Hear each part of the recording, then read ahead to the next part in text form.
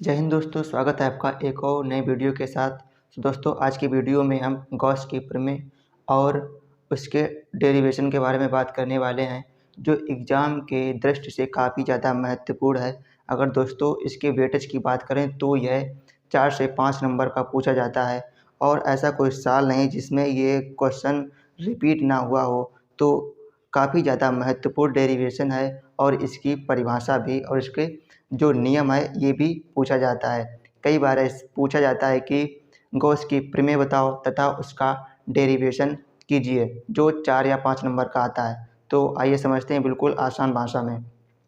तो सबसे पहले हम उसका डेरिवेशन करने से पहले हम समझ लेते हैं उसकी गॉस की प्रमेय को समझ लेते हैं।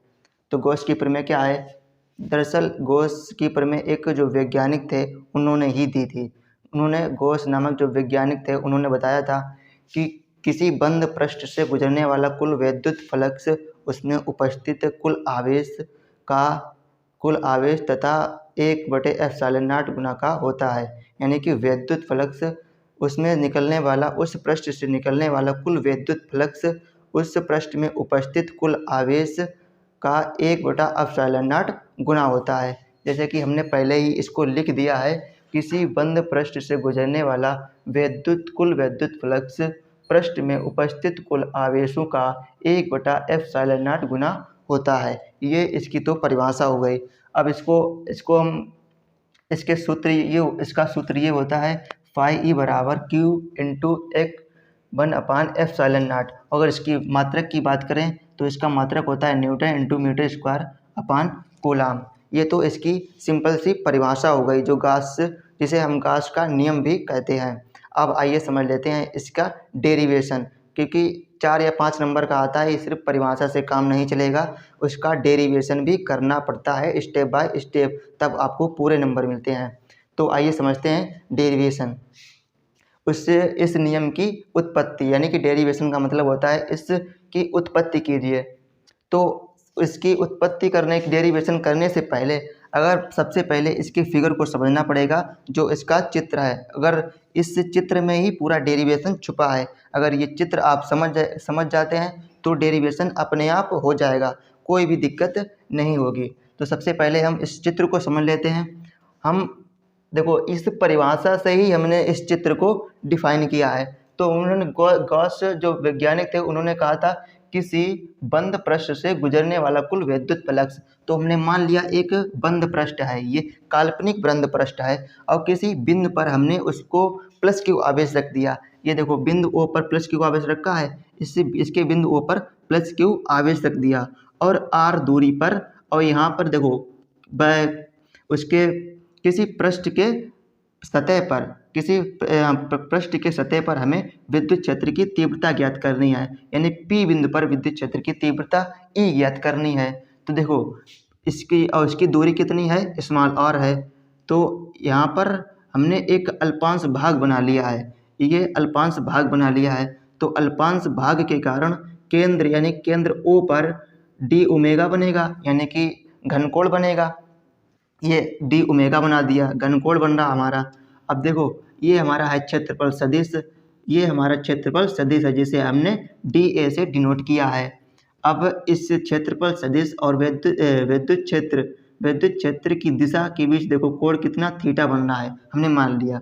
अभी अगर इसको विद्युत क्षेत्र का पूरा जो क्षेत्रफल सदिश है इसको पूरा लिखें तो D A cos theta theta क्या यहाँ पर है, थीटा कहाँ पर है, ये देखो थीटा ये हमारा है। तो क्षेत्रफल सदिश और विद्युत क्षेत्र की दिशा में जो कोण बनता है उसके बीच में बनता है, उसे ही थीटा कहते हैं, जिसे हम डी ए कॉस थीटा कहते हैं। तो सबसे पहला हमारा जो स्टेप होगा, हम ये लिखेंगे कि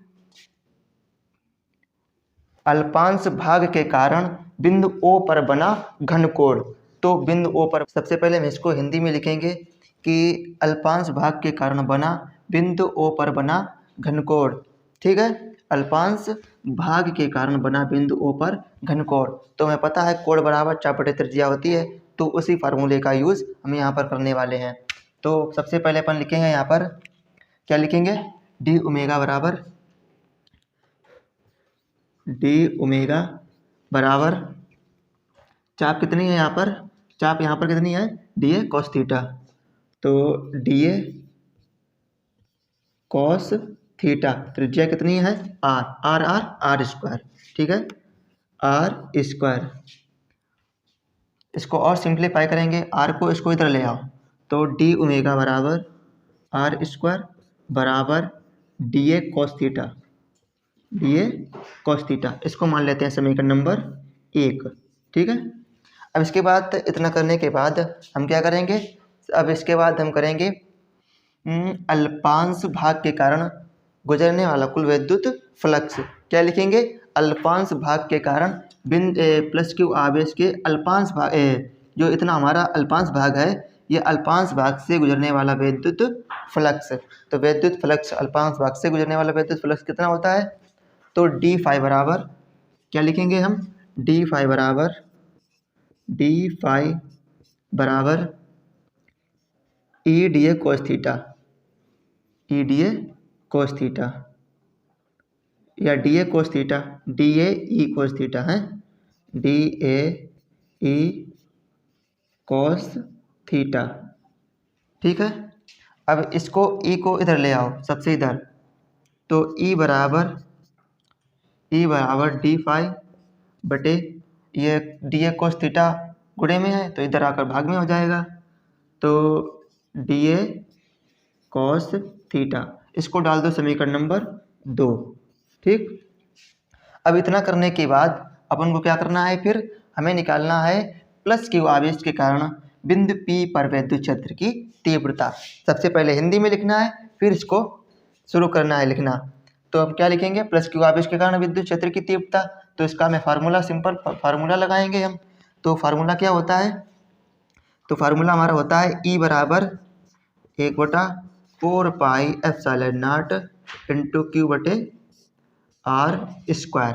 देखो अब क्या करेंगे हम अब हम समीकरण नंबर 2 से ई का मान यहाँ पर पुटअप करेंगे, तो लिखेंगे हम डी फाई बराबर D A cos theta, d A cos theta बराबर अब 1/4 pi epsilon not, 1/4 pi epsilon not into Q बटे आर स्क्वायर।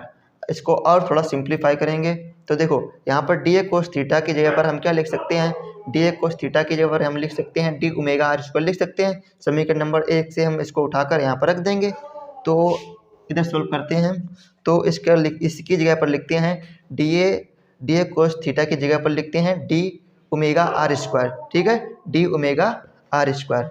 तो अपन लिखेंगे यहाँ पर डी फाई ई बराबर डी ओमेगा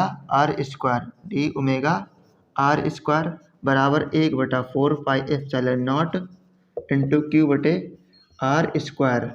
आर से आर स्क्वायर कैंसिल आउट हो जाएगी, आर स्क्वायर से आर स्क्वायर कैंसिल आउट, तो कितना बचेगा हमारा, डी ओमेगा है, इसको उधर ले जाओ, इधर भाग में है, इधर जाकर गुणा में हो जाएगा, ठीक है, तो इधर जाकर गुणा में हो जाएगा, तो डी फाई ई बराबर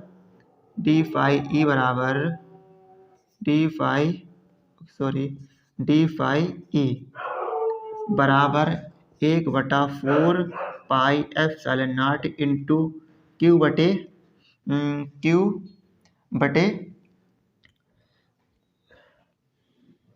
क्यू को इधर ले आओ, क्यू बटे इंटू डी ओमेगा, ठीक।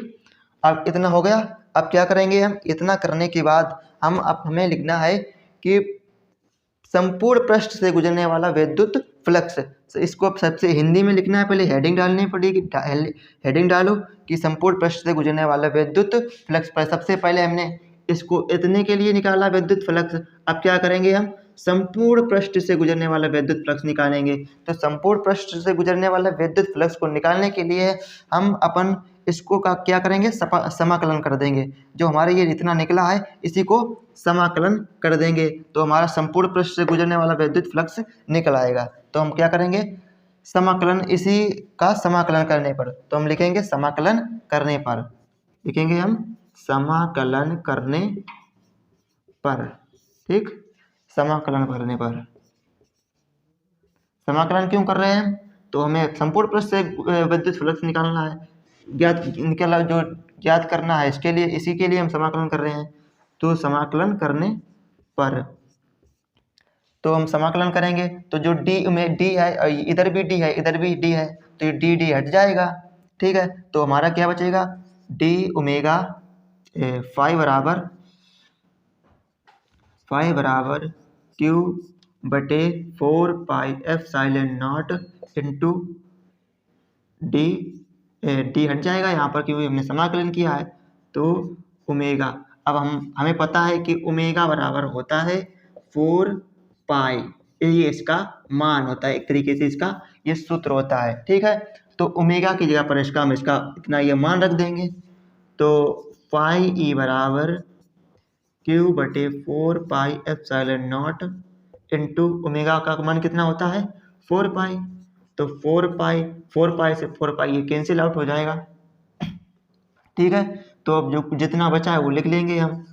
फाई ई बराबर क्यू बटा कितना बचा, ये एप्सिलॉन बचा है, एप्सिलॉन बचा है। देखो यही दोस्तों क्या है हमारा गॉस की प्रमेय। जो देखो ये गॉस की प्रमेय है, यही सॉल्व होकर आ गया, इसकी उत्पत्ति हो गई। तो अगर इसकी दोस्तों यही हमारा गॉस की प्रमेय है, यानी यही हमारा सॉल्व हो गया। अब अगर इसकी मात्रा की बात की जाए तो मात्रा हमने पहले से इसका लिख दिया है, न्यूटन इंटू मीटर स्क्वायर बटे newton into metre square upon coulomb. ठीक, यही क्या है गॉस की प्रमेय, फाई ई बराबर क्यू बटे एप्सिलॉन। ठीक है दोस्तों, आशा करता हूं दोस्तों ये वीडियो आपको पसंद आया हो। अगर वीडियो से कुछ भी नया सीखने को मिले हो तो वीडियो को लाइक कर दें, और अगर आप चैनल पर नए हो तो चैनल को सब्सक्राइब भी कर दें, क्योंकि इस वीडियो पर ऐसे ही महत्वपूर्ण टॉपिक आते ही रहते हैं।